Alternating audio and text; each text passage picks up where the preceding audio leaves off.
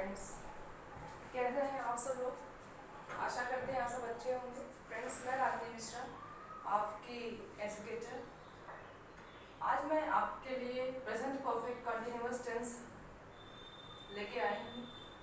मैंने ऑलरेडी पहले वाले क्लासेस में present indefinite tense, present continuous tense और प्रेजेंट परफेक्ट टेंस पढ़ा दिया है। आप उसको देख सकते हैं, मेरे भी चैनल पे पढ़ा हुआ। तो सबसे पहले अगर आज हम प्रेजेंट परफेक्ट कंटिन्यूअस टेंस की बात करें, उससे पहले मैं अपने बारे में बता दूं। मैं एक इंग्लिश टीचर हूँ, 9th to 12th को पढ़ाती हूँ इंग्लिश। और क्वालिफिकेशन ऑब्वियसली अगर मैंने पढ़ाना शुरू किया है तो बीएड तो हुई ही। बीएड इंग्लिश में डबल टाइम्स मास्टर्स मैंने किया हुआ है, और यूपीटेड सीटेड दोनों ही, प्राइमरी और जूनियर दोनों ही मेरा क्वालिफाई है, मेरा अबाउट 5 to 6 टाइम्स। तो चलिए अपने पॉइंट पे आते हैं। प्रेजेंट परफेक्ट कंटिन्यूअस टेंस जो हमारा है, इसमें सबसे पहले पहचानेंगे हम। कैसे पहचानते हैं? प्रेजेंट मीन्स वर्तमान, परफेक्ट मीन्स पूर्ण, और कंटिन्यूअस मीन्स जारी। मीन्स वर्तमान में पूर्ण और जारी भी हो, वही होता है प्रेजेंट परफेक्ट कंटिन्यूअस टेंस। जैसे मैं कहूँ, मैं 1 घंटे से आपको पढ़ा रही हूँ, मीन्स मेरा काम परफेक्ट हुए 1 घंटा हो गया है, और पढ़ा रही हूँ तो कंटिन्यू भी है, मीन्स वर्तमान में ये काम जारी भी है। तो काम होने का जब समय दिया रहे तो वो टेंस क्या होता है? प्रेजेंट परफेक्ट कंटिन्यूअस टेंस होता है। अब इसमें भी हमको ये जानना है कि प्रेजेंट परफेक्ट कंटिन्यूअस टेंस में समय का क्या मतलब है, समय से क्या मतलब है? समय से मतलब है निश्चित समय और अनिश्चित समय। निश्चित समय से ये मतलब हुआ कि पॉइंट ऑफ टाइम, जब समय दिया रहे। जैसे मैं अगर बात करूं तो जैसे 1 o'clock, 2 o'clock ऐसा कुछ करके दिया रहे, ठीक है। 5 o'clock मीन्स कोई समय दिया रहे तो वो क्या होता है? निश्चित। लेकिन अगर मैं कहूँ कि 2 घंटे से, फ्रॉम 2 hours, ठीक है, 5 घंटे से 5 hours, 2 दिन से बोलूं तो वो हो जाएगा। अच्छा, इसको हम प्रॉपरली लिख दें। पॉइंट ऑफ टाइम, जिसके लिए हम सिंस का यूज करते हैं हिंदी के से वर्ड की ट्रांसलेशन के लिए। पीरियड ऑफ टाइम, जिसके लिए हम फॉर यूज करते हैं इंग्लिश हिंदी के से वर्ड के लिए। क्लियर? अब हम डिस्ट्रीब्यूट कर लेते हैं कौन कौन सा पॉइंट ऑफ टाइम है। जैसे किसी मंथ का नाम हो, जनवरी, फरवरी, मार्च, अप्रैल, इस तरह से। किसी डे का नाम हो, संडे, वेडनेसडे, इस तरह से। किसी समय का नाम दिया हो, 1 o'clock, 5 o'clock, मॉर्निंग,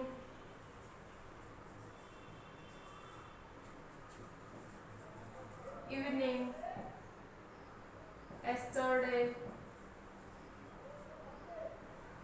ये सब क्या होता है? निश्चित समय होता है, पॉइंट ऑफ टाइम होता है। बट अगर हम कहें 1 डे, 10 डेज, तो अगर हम इस तरह से बात करें, क्योंकि 1 डे कब से है, आज वाला, कल वाला, परसों वाला, ये पता नहीं है। 10 डे कब से है, ये पता नहीं है, तो इसलिए हो गया निश्चित। लेकिन जब हम मंडे की बात करेंगे तो हमको क्लियर है कि मंडे की बात की जा रही है, तो इसलिए इसे ये हो गया निश्चित। भाई अगर टाइम दे दिए 1 बजे से तो निश्चित है समय 1 बजे, 1 बजे की ही बात कर रहे, 2 की बात नहीं कर रहे हैं, तो ये हो गया निश्चित। लेकिन हम कहें कि 1 hour, 2 hour, 10 hour, इस तरह से अगर हम बात करें 1 घंटे, 10 घंटे, 5 घंटे, तो वो हो गया निश्चित। कौन से 1 घंटे, कौन से 10 घंटे, कौन से 5 घंटे, ये पता नहीं। और अगर हम बात करें जैसे 10 days, 2 years, 3 years, जैसे अगर हम बात करें 2005, 2005, 1997, तो ये निश्चित समय है। लेकिन अगर मैं बात करूं 2 years, 10 years, तो ये हो गया निश्चित समय। कौन से 2 साल, कौन से 10 साल, ये भी पता नहीं है, इसलिए यह निश्चित समय में आता है। जैसे हम बात करें for a long time, ये हो गया हमारा अनिश्चित समय, कितने लंबे समय से हमें पता नहीं है। बट अगर हम बात करें yesterday, tomorrow morning, तो ये हो गया निश्चित समय। तो फ्रेंड्स, मुझे आई थिंक ये आपको समझ आ गया होगा कि what is point of time and what is period of time. One second. So now we will start. कैसे हम समझेंगे, कैसे हम how to recognize the present perfect continuous tense. तो हिंदी के जो वाक्य होते हैं उसमें होता है वाक्य के अंत में रहा है, रही है, रहे हैं इत्यादि शब्द आता है। फर्क सिर्फ इतना होता है कि जो प्रेजेंट कंटीन्यूअस होता है उसमें रहा है, रही है, रहे हैं इत्यादि तो आते हैं, लेकिन काम होने या शुरू होने का कोई वक्त नहीं दिया होता, कोई टाइम या समय नहीं दिया होता। जबकि प्रेजेंट परफेक्ट कंटीन्यूअस टेंस में काम होने या शुरू होने का समय भी दिया रहता है। यही दोनों में फर्क।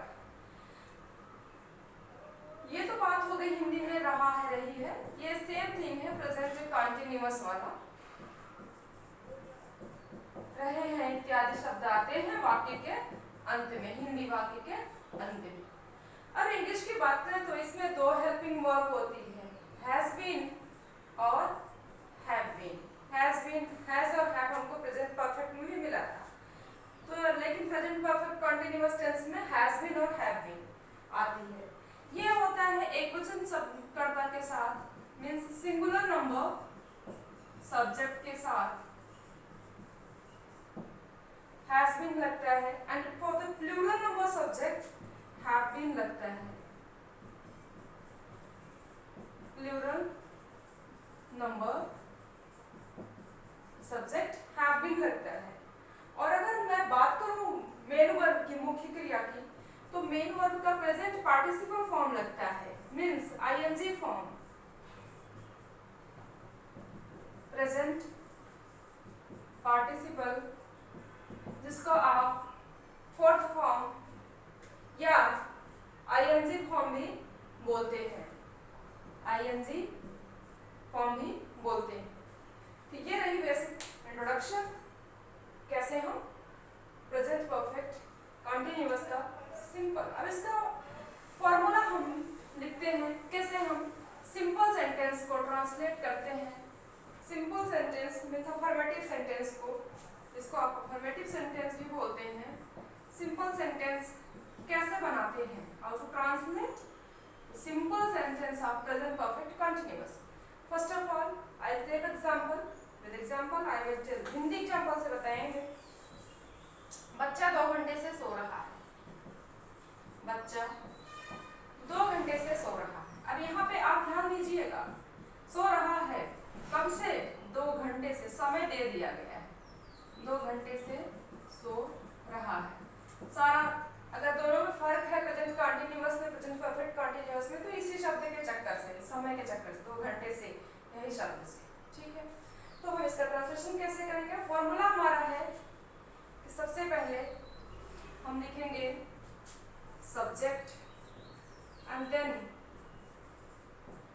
Has been, have been, according to the number of the subject. एक वचन की है तो हैज बीन, बहुवचन की तो हैव बीन, एंड देन हम मेन वर्ब की फोर्थ फॉर्म यूज करेंगे, एंड देन ऑब्जेक्ट या टाइम और जो भी है अदर वर्ड वो सब यूज करेंगे। Let's translate this sentence. बच्चा, क्या है इसका, बच्चा है ध्वनि, तो singular number, the child, helping verb has been आएगा, द चाइल्ड हैज बीन। अब मेन वर्ब क्या है, स्लीप, हैज बीन स्लीपिंग, इसका प्रेजेंट पार्टिसिपल आईएनजी जोड़ के क्या हो जाएगा, हैज बीन स्लीपिंग, सो रहा है। कब से, 2 घंटे से। अब इस से की इंग्लिश हम सिंस लिखेंगे या फॉर, तो फॉर लिखेंगे। क्यों फॉर लिखेंगे, क्योंकि जो ये 2 घंटा है, कौन सा 2 घंटा है ये बिल्कुल भी निश्चित नहीं, क्लियर नहीं है। सो हम इसको अनिश्चित समय मान करके लिखेंगे फॉर 2 आवर्स, फॉर 2 आवर्स, 2 घंटे से। क्लियर।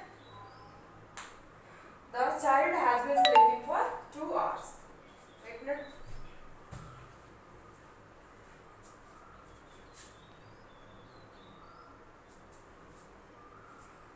नेक्स्ट एग्जाम्पल हम फिर लिखते हैं एक और।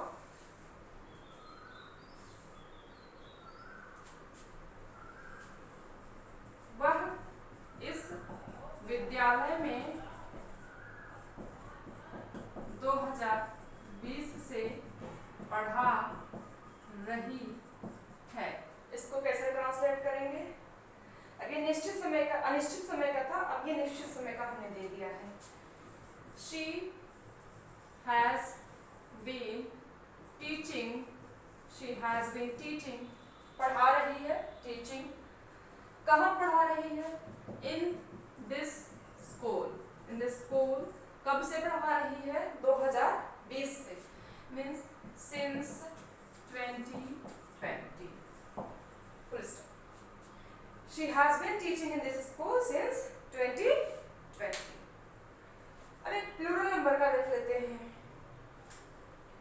तुम इस घर में 4 वर्ष से रह रहे हो। तुम इस घर में 4 वर्ष से रह रहे हो। 4 वर्ष से रह रहे, क्या हो जाएगा इसका, प्लूरल नंबर है। सो यू, अब यहाँ पे हेल्पिंग वर्ब आ जाएगी, हैव बीन, रहने की इंग्लिश होती है living, you have been living, कहाँ पे रह रहे हो, इस घर में, in this house, in this house, कब से रह रहे हो, 4 वर्ष से। मीन्स 4 वर्ष से मार्च वो 2005 था, 22 था, क्या था, कुछ भी पता नहीं। तो ये अनिश्चित मान के हम लिखेंगे for 4 years, for 4 years, full stop. Clear. ये तो हो गया हमारा अफर्मेटिव का। एक सेंटेंस और लिख दें, मंगलवार से वर्षा हो रही है। ये वेदर वाला जो सेंटेंस होता है ना, वो इट से स्टार्ट होता है। मौसम संबंधित जो वाक्य होते हैं उनका ट्रांसलेशन हम इट से करते हैं। मंगलवार से वर्षा हो रही है, क्यों करते हैं, इट से, क्योंकि यहाँ पे सब्जेक्ट तो होता नहीं, वर्षा होना क्या है, एक वर्ब है। तो जहाँ पे सब्जेक्ट नहीं है उसको हम इट मान लेते हैं।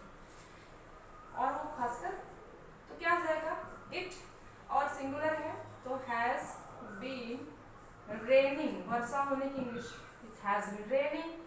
कब से हो रही है, निश्चित समय है मंगलवार, एक दिन दे दिया है, दिन का नाम दिया है, since Tuesday, since Tuesday, full stop.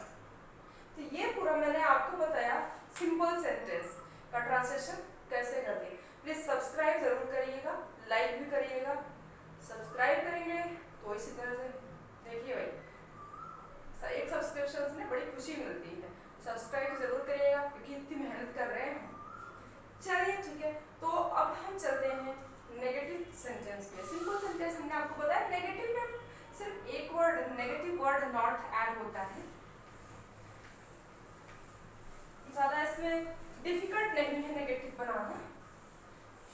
तो चलिए बनाते हैं। तब तक आप लोग सब्सक्राइब कर दीजिए और लाइक कर दीजिए, और अपने फ्रेंड्स से, अपने जान पहचान में जो है उनको भी शेयर कर दीजिए। चलिए, नेगेटिव सेंटेंस।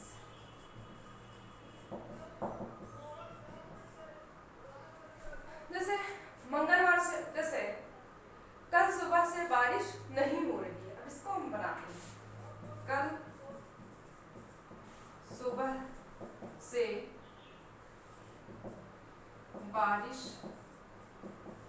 नहीं हो रही है। अब यहाँ पे नहीं वर्ड मिल गया तो बनाइए इट हैज। अब हैज बीन और हैव बीन हमारा हेल्पिंग वर्ब था तो इसी के बीच में नॉट बीन जुड़ जाएगा, नॉट बीन, ठीक है। जब नेगेटिव सेंटेंस रहेगा तो has not been, have not been. It has not been, क्या नहीं हो रहा है, raining. It has not been raining, बारिश नहीं हो रही। कब से, कल सुबह से। हाँ, since yesterday morning, since yesterday morning, full stop, ठीक है। दूसरा सेंटेंस एक और लिखते हैं।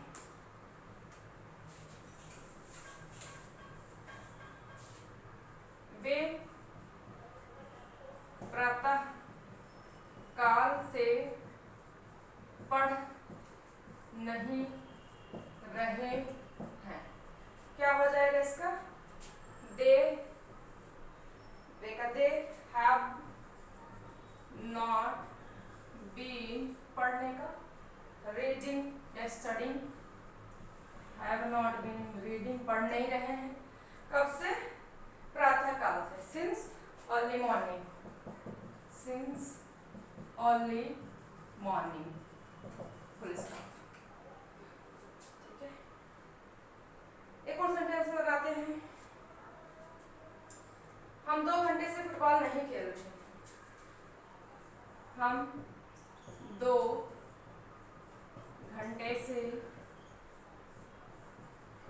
फुटबॉल नहीं खेल रहे हैं, फुल स्टॉप। क्या हो जाएगा, we have not been playing, खेलने की इंग्लिश क्या हो जाएगी, प्ले करना, एन जोड़ के प्लेइंग हो जाएगा। We have not been playing, क्या नहीं खेल रहे हैं, तो फुटबॉल कब से नहीं खेल रहे हैं, 2 घंटे से। घंटा, ये 2 घंटे जो है निश्चित समय तो है नहीं, अनिश्चित है, तो फॉर 2 आवर्स, फुल स्टॉप। 2 घंटे के लिए, अनिश्चित समय के लिए फॉर लगता है। तो ये हमने नेगेटिव सेंटेंस का स्ट्रक्चर, नेगेटिव सेंटेंस बनाना सीखा। इसकी स्ट्रक्चर अगर आपको जानना है, लिखना है, तो आप लिख सकते हैं।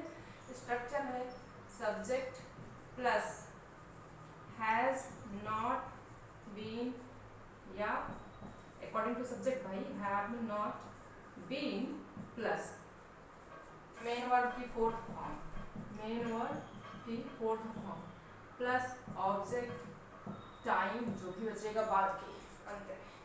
ये इसका स्ट्रक्चर होगा, फॉर्मूला होगा नेगेटिव सेंटेंस बनाने का। देख लीजिए, समझ लीजिए। आगे बढ़ते हैं, इंटरोगेटिव सेंटेंस कैसे बनाते हैं। एक second,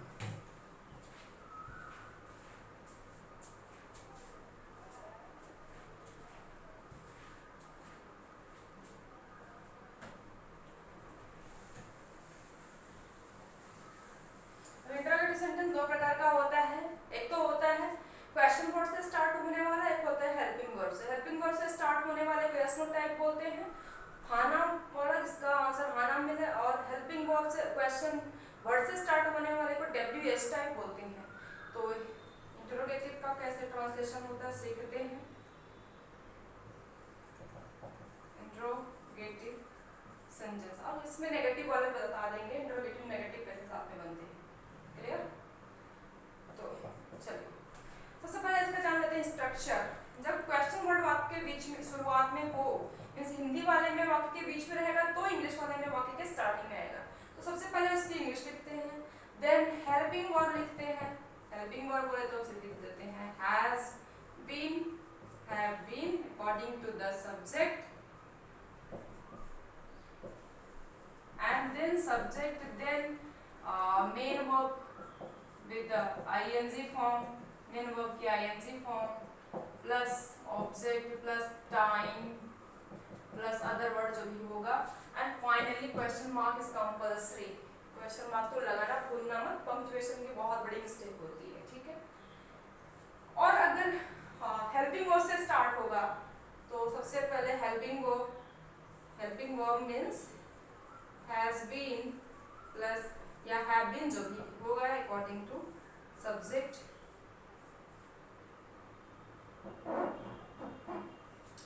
plus subject plus main verb plus object, main verb का आईएनजी फॉर्म प्लस टाइम या अदर वर्ड जो भी होगा क्वेश्चन मार्क फाइनल।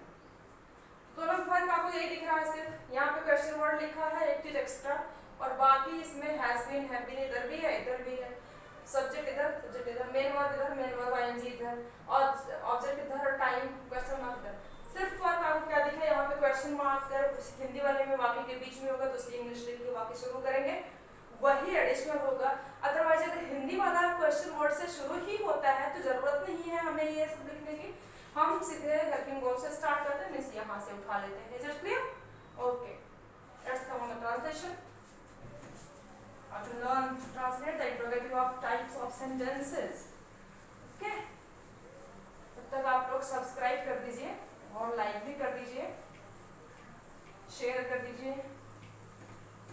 आपके लिंक के नीचे राइट हैंड कॉर्नर पे एक रेड कलर का बटन है सब्सक्राइब का, प्लीज इसको सब्सक्राइब कर दीजिए, इसको टच कर दीजिए और थम्स अप करते रहिए। क्या वह स्कूल में 2020 से पढ़ रहा है? क्या वह इस स्कूल में 2022 से पढ़ रहा है? Question mark.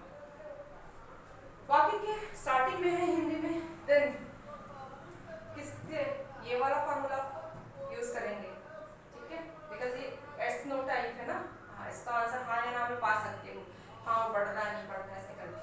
तो helping verb according to subject has. अब वहां पे ही बीन इस तरह से लिखते हैं, हैज बीन डायरेक्टली नहीं लिखेंगे, यहाँ पे थोड़ा सा आपको ध्यान रखना है, बिकॉज हमारा जो हेल्पिंग वर्ब है ये इट्स अ टू वर्ड है ना, दो वर्ड का है। So please take care to write the helping verb in the interrogative type of sentence of the present perfect continuous tense. Okay, because हमारा हेल्पिंग वर्ब दो word has been have been दो word का है। तो has he been अब क्या कर रहा है, यहाँ तक तो हम निपट लिए, पढ़ रहा है। हैज ही बीन रीडिंग, पढ़ रहा है। कहाँ पढ़ रहा है? इस विद्यालय में, in this school, in the school. Has he been reading in this school. कब से? निश्चित समय है भाई, ईयर का नाम दिया है तो क्या हो जाएगा? सिंस हो जाएगा इसके लिए, since 2022 question mark. Clear? And now next sentence